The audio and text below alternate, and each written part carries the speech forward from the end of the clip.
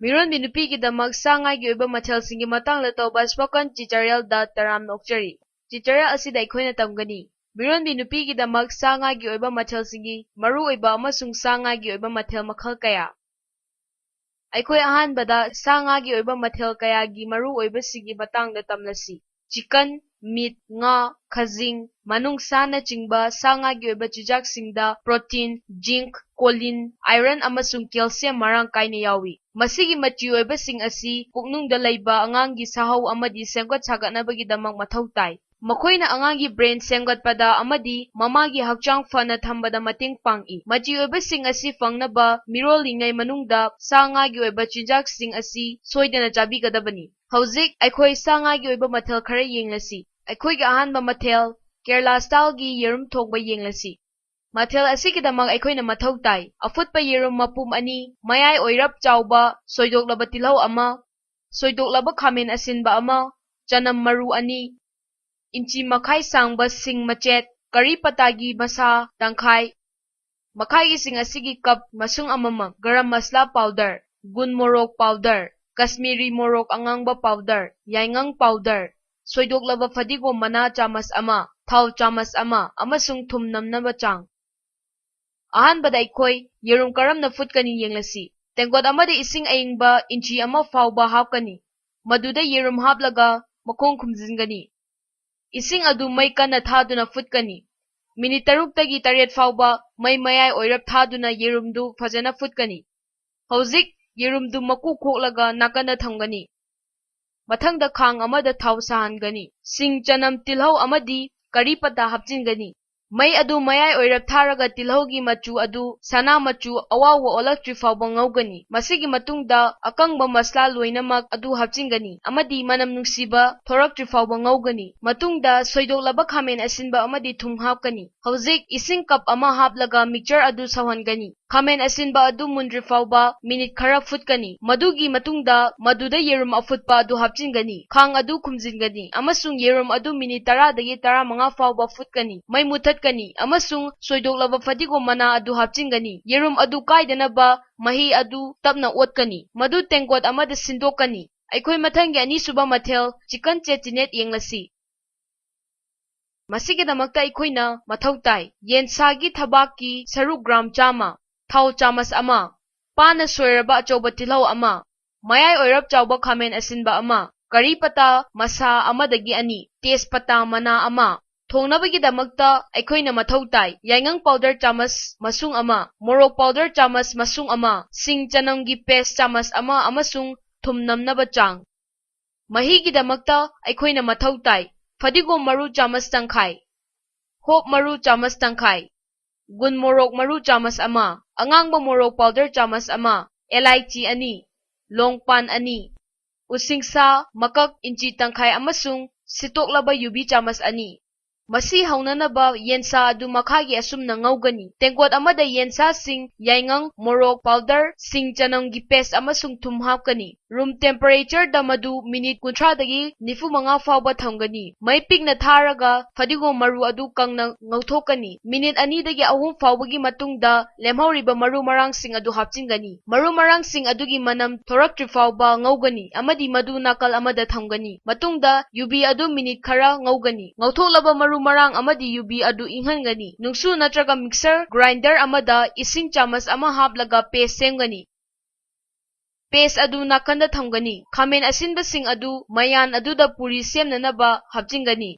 Hauzik khang amada thau sahangani. Tilau hapjingani amasung sana machu olaktri fawba ngaugani. Yensa hapjingani amasung may mayay oirapna tharaga minute 3 dagi 5 fawba amuk ngaugani. Khamen asinba puri yaingang thum amasung moro powder hapjingani. Munna tokhai minagani amasung thau thoraktri fawba thongani. Masigi matungda ground paste amadi kari pata adu hapkani. Mixture asi minute 2 dagi 3 fawba ngaugani. Ising cup masung ama hapkani amasung yensa adu mundri fawba makung kumjinduna ngaugani. Mahi adu nangsindri fawba ngaugani. Kari pata chaisillu amasung sindoklo. Chanbiduna ningsingbiyu masigi mathel asi makhagi asidagi ama hekta sijinaraga thongba yai. Hamengi sa, manung sa, khazing amasung nga.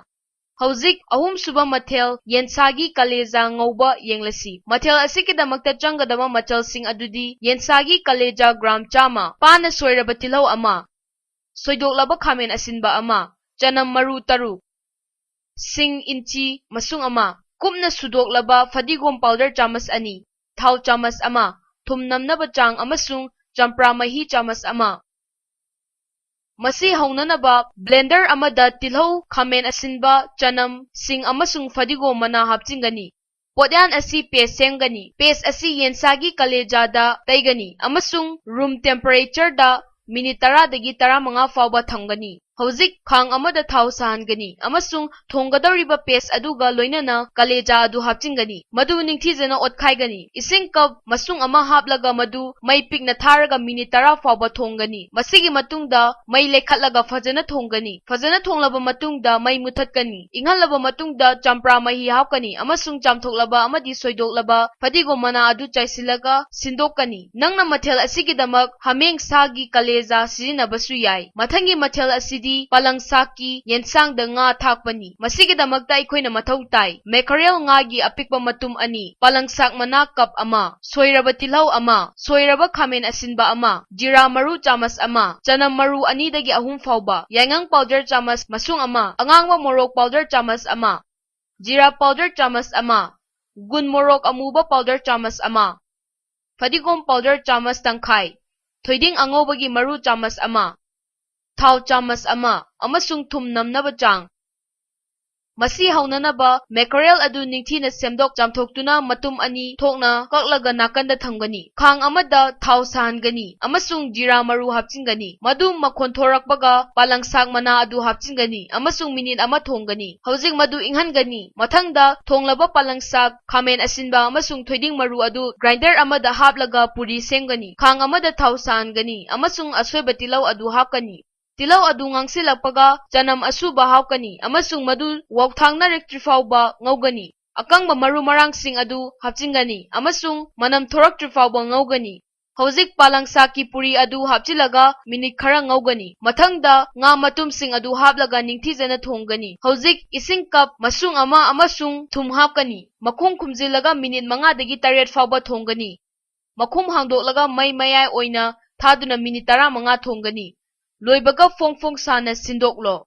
Janbiduna ningsingbiyu mathel asigidamakta mafam aduda fangba nga ama hek aroibada aikoi meatball yensang karamna thonggani yenglasi. Mathel asigidamakta aikoina mathau tai. Kumna sitoklaba meat gram chama, pana soiraba tilaw ama, soiraba khamen asinba ama, singi paste chamas tangkai, chanonggi paste chamas ama, garam masla chamas ama, fadigom mana atekpa cup masung ama amasung thum namnaba chang.